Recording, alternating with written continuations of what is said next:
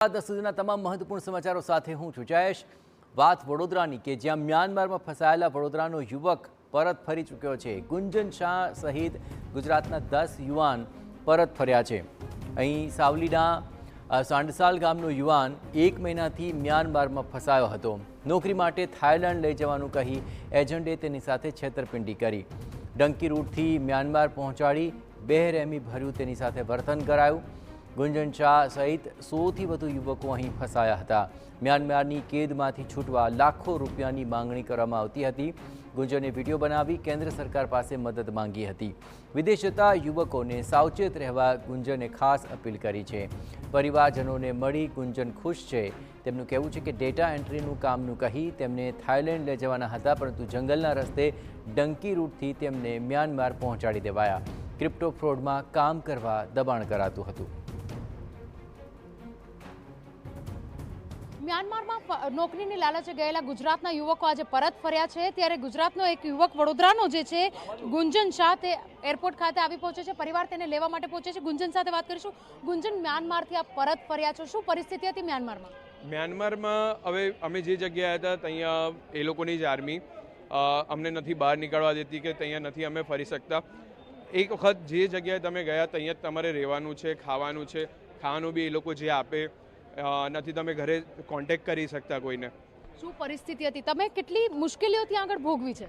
હવે મુશ્કેલીમાં તો બધી ખાસી બધી છે કે પનિશમેન્ટથી માંડીને બધી ખાસી હવે જે લોકો કોઈ દિવસ બહાર નથી ગયા અને બહારની સિચ્યુએશન અલગ છે, જે છે કે તમે દુબઈ જાઓ છો, કશે બી જાઓ છો તો કામનું પહેલાં ખબર હોય તો જ આગળ તમે વધો, ત્યાં સુધીને આગળ ના વધો એ કેવું છે। બિલકુલ, આપ કેટલા લોકો ત્યાં આગળ ગયા હતા અને શું કહીને એજન્ટ પાસેથી આપને જવાનું ક્યાં હતું, પહોંચ્યા ક્યાં? અમને જવાનું કીધું હતું થાઈલેન્ડ। એ લોકોએ એવું કીધું કે તાક બોર્ડર સુધીને તમને લઈ જવામાં આવશે ને અહીંયા તમને કામ સોંપવામાં આવશે।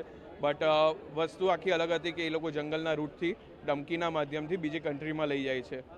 મ્યાનમારમાં જ્યારે આપને કેદી બનાવવામાં આવ્યા, શું માગણી શું હતી એ લોકોની? કારણ કે જ્યારે યુવાનો નોકરીની લાલચમાં આવીને નોકરીની ઈચ્છા માટે ભવિષ્ય સુધારવા વિદેશમાં જતા હોય છે, પરંતુ પરિણામે શું ભોગવવાનો વારો આવે છે?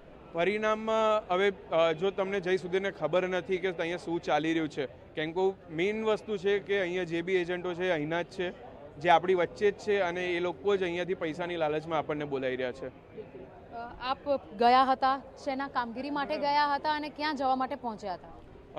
કામગીરી તો અમને એવું કીધું કે ઓનલાઈન ડેટા એન્ટ્રીનું વર્ક છે એ રીતેનું કામ કીધું હતું અને ત્યાં જઈને તો ક્રિપ્ટો ફ્રોડ ને લવ સ્ટોરી ને એના માટે કામ કરાવતા હતા। બિલકુલ, કેટલા સેલેરીની વાત હતી અને અહીંયાથી એજન્ટને આપે કેટલા રૂપિયા ચૂકવ્યા છે?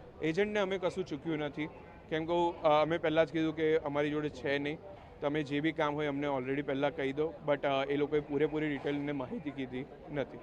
બિલકુલ, શું કહેવા માંગશો જે લોકો વિદેશ જવા ઈચ્છે છે, ભવિષ્ય પોતાનું બનાવવા દેશની બહાર જવા ઈચ્છતા હોય તે લોકો માટે આપ શું કહેશો? હવે દેશની બહાર જવાવાળાને મેં પહેલાં એ જ કહેવા માગું છું, તમે જે પ્રમાણે ભણતર કર્યું હોય પહેલાં ડિટેલ્સ આખી પૂછો।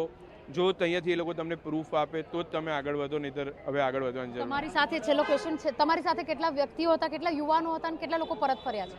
અમારી જોડે 119 જણ હતા અને બીજા એનજીઓમાં 100 જણ, એ બધા પરત આવી છે। પરિવારને મળીને કેટલી ખુશી?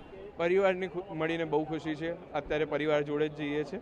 બિલકુલ, તો જે રીતે યુવાન નોકરીની લાલચે જે રીતે મ્યાનમાર ગયો હતો, પરંતુ હવે જ્યારે પોતાનો જીવ બચાવી વડોદરા પરત ફર્યો છે, ત્યારે ચોક્કસથી યુવક અને તેના પરિવારમાં હર્ષની લાગણી છે અને સાથે સાથે વિદેશ જતા યુવાનોને ચેતવવા પણ માંગે છે કે જે એજન્ટ થકી આપ બુકિંગ કરાવતા હોય ચોક્કસથી ધ્યાન રાખો કે કયા નામોને કારણે તેઓ બુકિંગ કરાવી રહ્યા છે, કયા કામો તમારી પાસે ત્યાં આગળ કરાવશે। કેમેરા પર્સન રોહિત ગોયલ સાથે અંજલિ ઓઝા, TV9 વડોદરા। ગ્રુપમાં જેટલા 119 લોકો હતા તે તમામ પરત ફરી ચૂક્યા છે। આ તરફ પુત્ર સલામત પરત ફરતા સાંડસાલ ગામમાં આવેલ તેમના ઘરમાં ખુશીનો માહોલ છવાઈ ગયો। માતાએ મીઠાઈ વહેંચી આનંદ વ્યક્ત કર્યો। ધારાસભ્ય કેતન ઇનામદાર સહિત પુત્રને પરત લાવવામાં મદદ કરનાર તમામનો તેમણે આભાર માન્યો હતો।